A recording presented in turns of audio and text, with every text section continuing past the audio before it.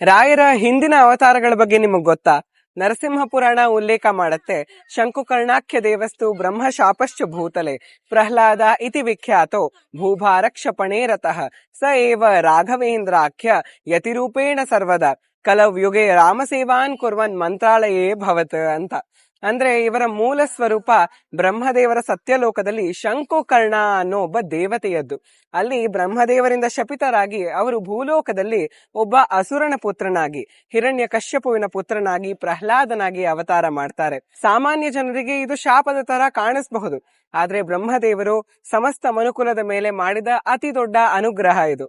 ಪ್ರಹ್ಲಾದ ಒಬ್ಬನಿಗೋಸ್ಕರ ಭಗವಂತ ಅವತಾರ ಮಾಡಿ ಹಿಸ್ಟರಿಯನ್ನ ಕ್ರಿಯೇಟ್ ಮಾಡ್ತಾರೆ. ಅಂತಹ ಮಹಾನ್ ಭಕ್ತ ಇವರು.